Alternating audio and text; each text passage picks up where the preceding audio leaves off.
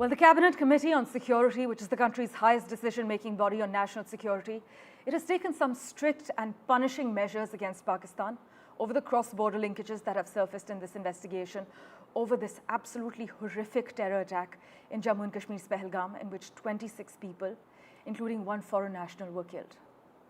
The boldest move has been to suspend the decades-old Indus Waters Treaty with Pakistan indefinitely, and with this, the water supply from the Indus River and its distributaries, which is the Jhelum, Chenab, Ravi, the Beas and Satluj, will be stopped. These rivers, do note, are the water supply for Pakistan and impacts tens of millions of people in that country. And this treaty withstood 3 wars between India and Pakistan back in 65, in 1971 and 1999, but it's now suspended indefinitely. In fact, India has had a very strong response. Listen in to what the Ministry of External Affairs had to say regarding the new measures imposed. The Indus Waters Treaty of 1960 will be held in abeyance with immediate effect until Pakistan credibly and irrevocably abjures its support for cross-border terrorism. 2. The integrated checkpost Atari will be closed with immediate effect. Those who have crossed over with valid endorsements may return through that route before 1 May 2025. 3. Pakistani nationals will not be permitted to travel to India under the SAARC visa exemption scheme visas. Any SVES visas issued in the past to Pakistani nationals are deemed cancelled. Any Pakistani national currently in India under SVES visa has 48 hours to leave India. 4. The Defence, Military, Naval and Air Advisors in the Pakistani High Commission in New Delhi are declared persona non grata. They have a week to leave India. India will be withdrawing its own Defence, Navy and Air Advisors from the Indian High Commission in Islamabad.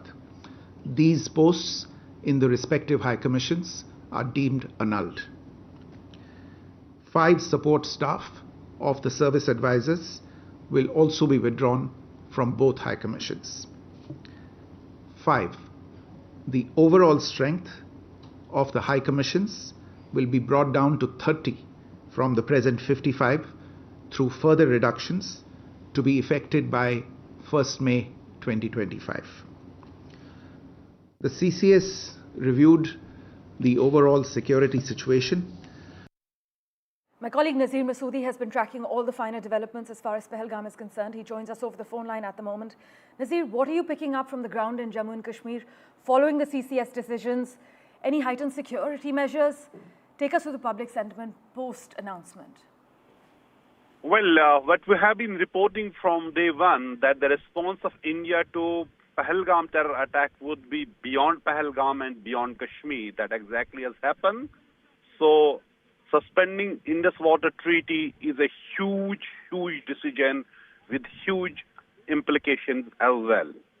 And then other decisions, which has its own decision. And on the ground here, the security is all-time high.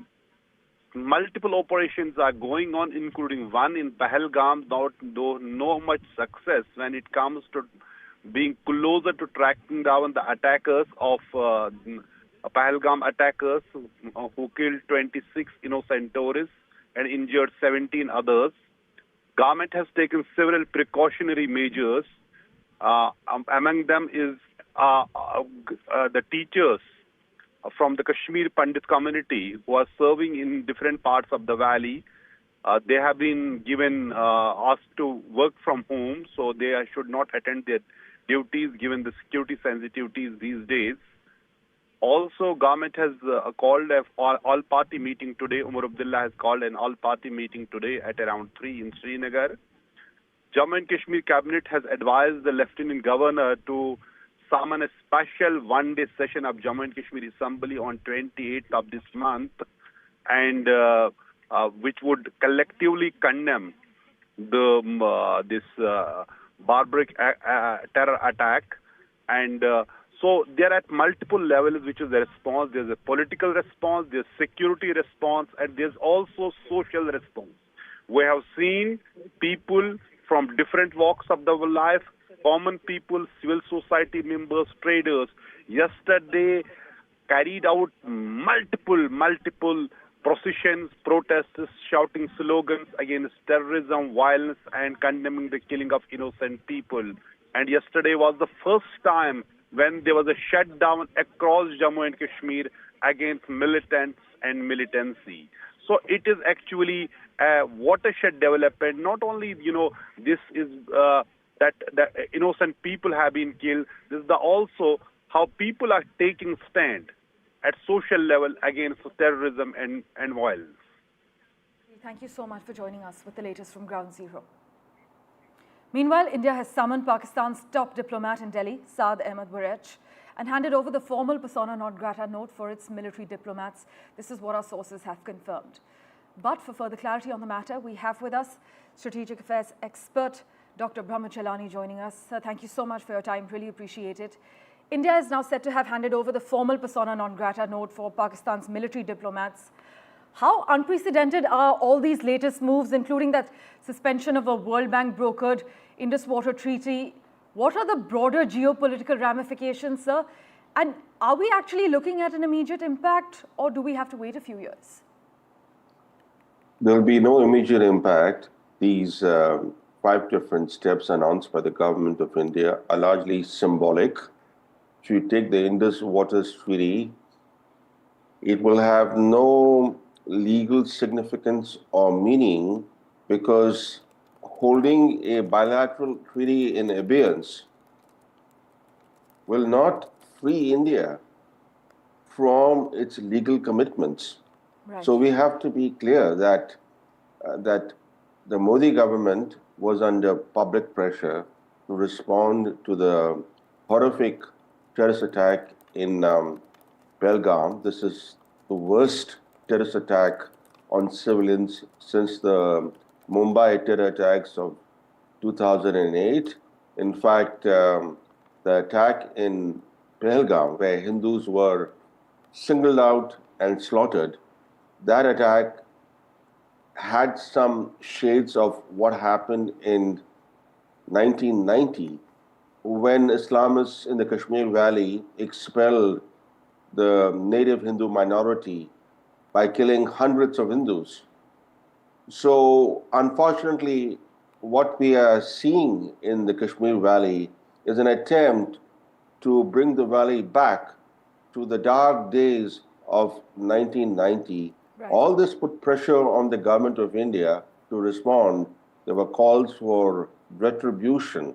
Now, the 5 steps that the government of India has announced, of course, are not a substitute for what it has resolved to do. It has resolved to bring the perpetrators of the Pahalgam attack to justice, as well as their sponsors. So the announcement yesterday of 5 steps should be seen only as a first move toward making Pakistan pay for the Pahalgam attack. So you say that these latest moves by the government are largely symbolic because it's going to be taking a few years to come into action, and it is understood that Prime Minister Modi's government is under immense pressure. But sir, is India's tough response likely to isolate Pakistan further diplomatically or risk pushing regional relations into a deeper freeze, especially with China also watching closely? What's your take? Well, China has become the main backer of Pakistan today. It's propping up the Pakistani state.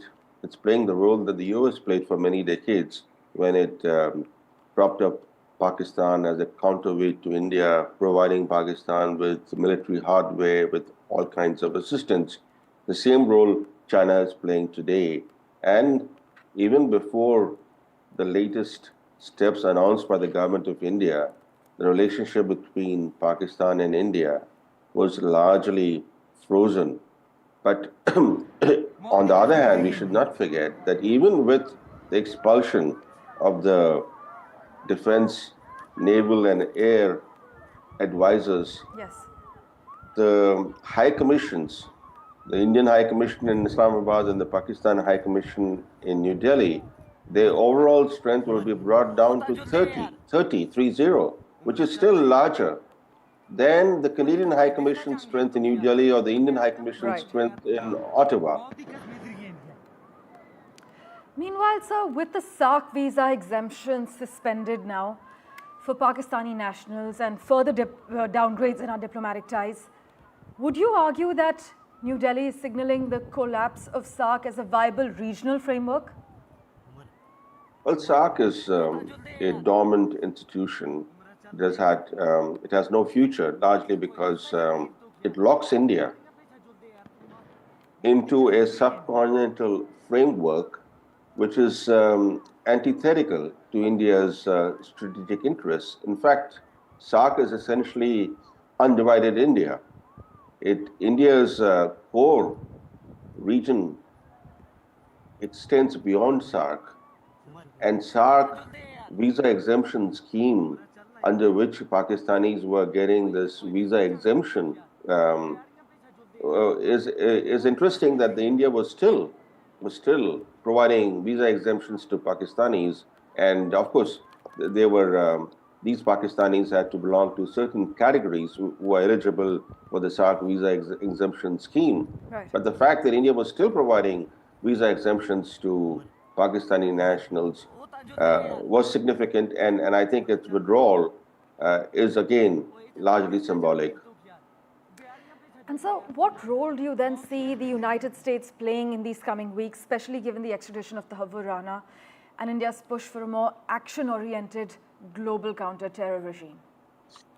You've seen how President Trump, the Secretary of State Mark Rubio, and other senior US officials were quick to condemn in very forthright terms the terrorist attack in Pahalgam. This is quite a contrast to the way the Biden administration responded to Pakistani terror attacks in India. And also it's very important to keep in mind that last week the FBI arrested a Khalistan militant against whom India's National Intelligence Agency, National Investigation Agency, had issued cash reward in January, cash reward for his arrest. Within 3 months of the NIA issuing a cash reward for this militant's arrest, the FBI arrested this guy, which suggests that the two countries are now again cooperating on counterterrorism. This does not mean that there is counterterrorism cooperation even on Pakistan, right. But that's a very important step toward building counterterrorism cooperation even on Pakistan. Well, as always, Dr. Chellaney, thank you so much for your time. Really appreciate it.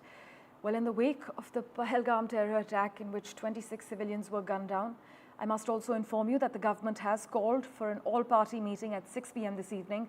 This is what our sources have informed us. In fact, our sources indicate that Home Minister Amit Shah and Defence Minister Rajnath Singh have been in touch with party chiefs, and this crucial meeting will take place this evening at 6 p.m. as per the latest details shared via our sources.